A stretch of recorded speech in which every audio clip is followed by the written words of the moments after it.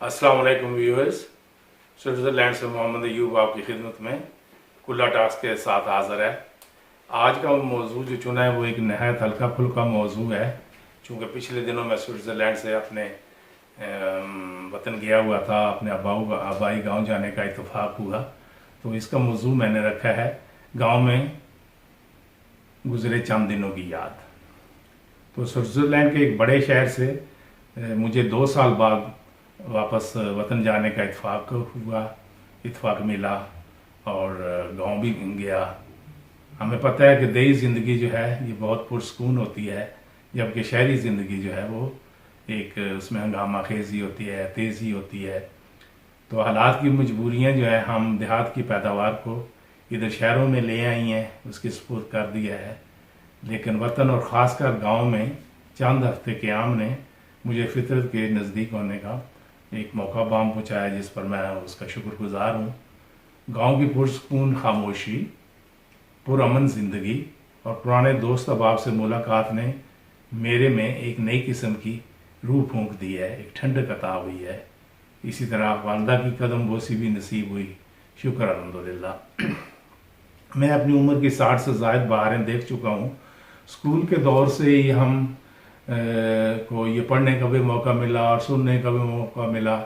General Ayub Khan की ज़री इस्लाहत आई, फिर भुट्टो साहब ने ज़री इस्लाहत की, जो कि काफ़ी हद तक मुअस्सर थी। लेकिन ये सियासी लोग जो हैं अपना बचाव कर लेते हैं, तो ज़मीनों की जो हकीकी आगे तकसीम थी किसानों तक, वो ना हो सकी।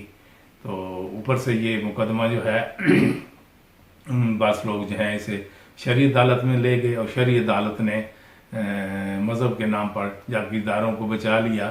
तो कहने का मकसद ये है कि 2-3 इस्लाहात हो चुकी हैं, लेकिन इस पर कोई फ़ायदा नहीं पहुंचा आवाम को। और मौजूदा हुकूमत जो है इसने भी चंद एक अच्छे इक़दाम ज़रूर किए हैं, जिसमें कोई शुबा नहीं, लेकिन हकीकी और कारगर ज़री इस्लाहात ये भी इमरान खान की हुकूमत भी करने में नाकाम रही है। गांव में अपने डेरे पर जब मैं गया तो उस दिन बारिश हो रही थी, बहुत अच्छा लगा और बारिश का खूब मज़ा उठाया। तो असल में बारान रहमत जो है वाकई उस दिन ऐसे महसूस हुआ कि ये बारान रहमत है, जिससे ज़मीनें जो होती हैं वह सैराब होती हैं और बारिशों की आमद से ज़मीन की ज़रख़ेज़ी में इजाफा होता है और पैदावार लामुहल्ला फिर अच्छी होती है। तो आवाम जो हमारे किसान हैं, आवाम जो है वो फिर खुश होती है। इससे इस सोच से भी दिल को बहुत खुशी हुई। ये अल्लाह ताला का ख़ास फजल और करम है कि उसने पाकिस्तान को हर किस्म की ज़मीन अता की हुई है। इधर कराची से बहरा अरब से लेकर ऊपर पहाड़ों तक, पहाड़ों की चोटियों तक, तो मुख्तलिफ़ सतहें हैं, मुख्तलिफ़ ज़मीन की किस्में हैं, इसमें हर किस्म की अजनास और वाफर मकदार में फल उगाए जा सकते हैं। एक तजवीज़ पिछले दिनों सुनी थी जो मेरे दिल को बड़ी अच्छी लगी, मैं भी ये शेयर करना चाहता हूँ कि पाकिस्तान में शाहराएँ जो हैं वो तकरीबन 70,000 किलोमीटर है। अगर इनके दोनों तरफ फलदार दरख्त लगाए जाएँ, बच्चे भी उससे फ़ायदा उठाएँ, बड़े भी उससे फ़ायदा उठाएँ, तो चोरी भी होगी तो किधर जाएगी, पाकिस्तान में ही रहेगी ना, कहीं दूर तो नहीं जाएगी। तो मुख्तलिफ़ किस्म के दरख्त लगाए जा सकते हैं। नीचे आप सफ़र से सिंध से शुरू जमा खजूर हो सकती है, मुल्तान में आम हो सकता है। ये जो सेंड अपना पंजाब है, लाहौर से लेकर ऊपर जेलम तक, यहाँ पर बहुत से फलदार दरख्त लगाए जा सकते हैं। अमरूद लगाया जा सकता है, जामुन है, किसी हद तक आम भी लग जाता है। और ऊपर ये कोटवार के इलाके में ओलीव की मतलब दरख्त लग सकते हैं। तो बहुत अच्छे मौके अल्लाह ताला ने हमें दिए, अब उससे फ़ायदा उठाना ये हमारा अपना काम है। होता यह है कि जो भी हुक्मरान आता है वो कुछ नई स्कीमें लेकर आता है, और जब वो चला जाता है तो वो मनसूबे नाकाम हो जाते हैं, कोई उन पर ध्यान नहीं देता। और जैसे वो हुक्मरान ख़त्म हो जाते हैं तो मनसूबे भी ख़त्म कर दिए जाते हैं। बड़ी अजब बात है कि पाकिस्तान जो एक ज़री मुल्क है और फिर भी हमें चीनी भी दरामद करनी पड़ती है, अजनास और दालें तक और आयल तक दरामद करना पड़ता है।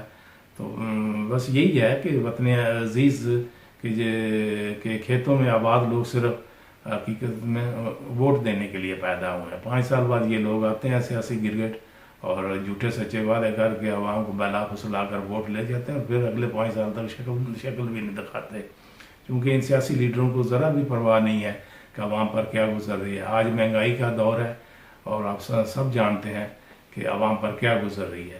اگر صحیح محنت سے اور دیانتداری سے کام کیا جائے اور اصلاحات نافذ کی جائیں. ہمارے یہ جو ہمسایہ ملک ہے اس نے شروع میں ہی زرعی اصلاحات نافذ کی اور بہت اچھی اپنی زندگی گزار رہے ہیں اس لحاظ سے کہ وہ دنیا کو یہ چیزیں برآمد کرتے ہیں. اور اب ہمارا تو زمینوں پر ایک حق ہے، دور ہیں، بیٹھے ہوئے ہیں، لیکن خود تو آباد نہیں کر پا رہے، خود تو نہیں ان پر کوئی کام کرتے. تو بس یہی ہے، محکمہ مال جو ہے وراثت کے کاغذات مسپور کر دیتا ہے نسل در نسل، اور یہی سلسلہ چل رہا ہے. میں بھی یہی کروں گا کہ اپنی جو تھوڑی بہت زمین بچی ہے تقسیم در تقسیم کے بعد وہ آگے بچوں میں تقسیم ہو جائے. بس نام کی بس زمینیں رہ گئی ہیں، باقی وہ پہلے والی بات تو رہی نہیں. گاؤں کی جو زمینیں ہیں تھوڑی بہت، ان کی آمدن سے اب شہر میں گزارا کرنا تو ناممکن ہے. بہرحال جو بھی ہے، گاؤں میں گیا، جو دوست احباب ملے تو نہایت والہانہ طریق پر ملے، نہایت والہانہ انداز سے ملے. گاؤں کی گلیوں سے گزرتے ہوئے بار بار سلام دعا کے لیے کار کو روکنا پڑتا تھا اور سب سے بہت اچھی بات چیت رہی. ایک دو دوستوں نے اصرار کر کے دعوت پر بھی بلایا، بلکہ ایک دوست ہم بہت دونوں بھائی ہم تھے تو بہت اصرار کر کے ہمیں لے گیا کہ آج آپ ہمارے ساتھ کھانا کھائیں. اور پھر ہم ادھر بہت دیر بیٹھے رہے، پرانی باتیں آبا اجداد کی کرتے رہے، بہت دل کو خوشی ہوئی. اسی طرح مجھے اپنے نزدیکی شہر بھی جانے کا اتفاق ہوا، کچھ زمین کے معاملات تھے انہیں طے کرنے کے لیے. تو وہاں بھی دوستوں نے بہت ہی محبت اور پیار سے مہمان نوازی کی. اللہ تعالیٰ سب کو جزا دے. اور یار دوست جو بزرگوں کے یار دوستوں سے اور بزرگوں کے واقعات سن کر دل کو بہت خوشی ہوئی، بہت اچھا لگا، پرانی یادیں تازہ ہوئیں. اللہ تعالیٰ ہر ایک کو خوش رکھے. پاکستان میں شروع میں تو بہت گرمی تھی، لیکن پھر موسم بہت اچھا لگا، چونکہ وہ بہت اچھا ہو گیا تھا. نہایت خوشگوار اور حسین یادوں کے ساتھ بادل خاص آخر واپس شہری زندگی میں آ گیا ہوں. خدا تعالیٰ ہمارے ملک کے کسانوں کو خوشحال کرے، آمین. اللہ تعالیٰ آپ کو اور آپ کی فیملی کو خوش رکھیں اور ہر قسم کی پریشانی اور شر سے بچائیں. آج کل کووڈ کا دور ہے، اللہ تعالیٰ اس وبا سے بھی سب محفوظ رکھیں.